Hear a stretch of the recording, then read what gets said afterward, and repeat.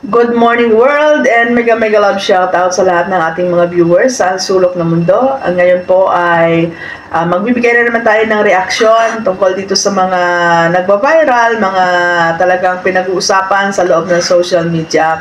And syempre, isa na dito si Diwata, ang pinaka-controversial ngayon, no? So, meron ko nabasa sa aking newsfeed na merong isang busters na binabash yung parisan ni Diwata dahil doon sa yung nakita, yung parang inattach siyang picture doon is yung lamesa na katatapos lang pinagkainan at sinabi niya doon ay ang dumi daw, nagigitata sa dumi at saka nakaka-poison daw yung pagkain doon sa parisan. Natural lang yan. Ako, in-expect ko na yan na talagang sasabihin ng busters, di ba? Busters is always busters and what they expect, di ba? Talagang mababas yun. Pero doon sa pictures, di ba, common sense, no? Natural. Pagkatapos, kainan, ay talagang madumi yan, talagang nagkakalat yan. Lalo na hindi naman fine dine-in restaurant yung yung lugar ni Diwata, kundi andoon lang sa tabi ng daan at saka yung kainan ni Diwata is talagang pangmasa. Andoon na lahat, all in one. Mapa-professional ka man, mapa-mayaman ka man, mapamahirap ka man, andoon na lahat. Wala pong VIP treatment doon, kundi pantay-pantay po ang pagserbi ng pagkain doon. Yun nga po ay yung only rice, only soup, at saka meron kang soft drinks, at meron kang pares, ayan. And worth 100 pesos. So saan ka pa makakita ng 100 pesos ay busog na busog ka na. Sa panahon ngayon, sa hirap ng buhay, hirap na hirap ka mag-budget ng 100 pesos, hindi mo alam kung anong bibilihin mo. Pero doon sa parisan, di ba, busog na busog ka doon. And huwag natin i-compare yung parisan ni Diwata doon sa mga ibang restaurant kasi syempre, ang layo naman talaga, di ba? And natural lang yan, kahit nga sa bahay natin, pagkatapos ng kain, talagang makalat talaga yung lamesa. Lalong-lalo na kung kagaya dyan sa parisan, na talaga namang anli yung soap, anli yung soup, anli yung kanin, 'di ba? So, kalat talaga. And ito lang, no, pakiusap naman doon sa mga customers ni Diwata. 'Di ba? Hindi porket unlimited rice, hala, kuha lang kayo ng kuha kahit hindi nyo maubos. Sana naman maging responsable din tayo at magkaroon tayo ng disiplina sa sarili natin. Nakukuha lang tayo ng pagkain na kaya lang nating ubusin.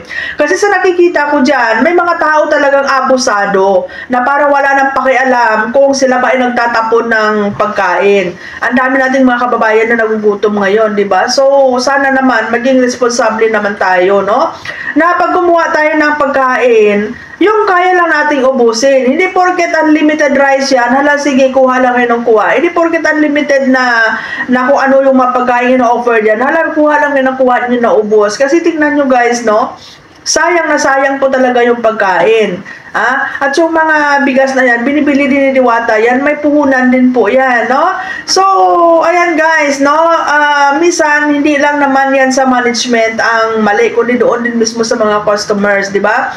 And doon sa parisan ni Diwata, bago pa mag-viral si Diwata, alam natin na nandyan na talaga yung kainan na yan, di ba? So, di ba, pangmasa nga all in one, di ba, lahat nandyan na, kaya walang pili, wala rin pong VIP treatment pagdating po sa pagserbi ng pagkain. And hindi naman sobra naman yung word na gitata sa dumi, hindi naman ganon, di ba, gitata sa dumi, yung mga tao minsan na kumakain dyan na walang disiplina sa sarili, di ba guys, wag nating pairalin yung crab mentality na tinatawag, di ba, na pag nakita mo yung tao na medyo umangat, hilahin mo bababa, di ba?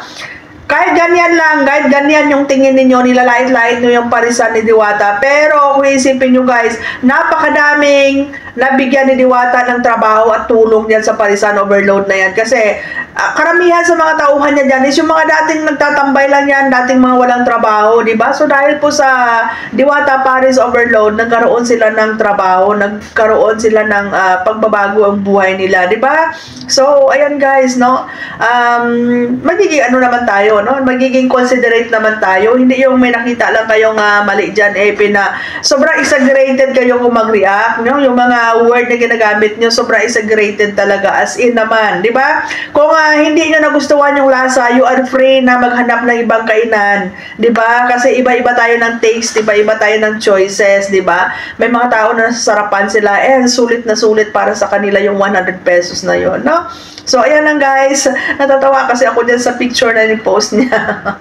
Natural lang yan. Kahit nga sa bahay niyo may mga tao talagang saprat na tinatawag ba, no? Na walang disiplina sa sarili, no? Pagkatapos kumain, talagang ang dumi talaga ng pinagkainan. Lalo-lalo na dyan sa parisan na yan, na talagang inaabuso minsan ng mga ibang customer na kahit nila kayang ubusin, kuha ng kuha, porket unlimited, di ba? Alalahanin nyo guys, may puhunan din yan, di ba? Binibili din ni Diwata yan, hindi niya pinupulot sa mga bigas na pinapakain din sa mga customer.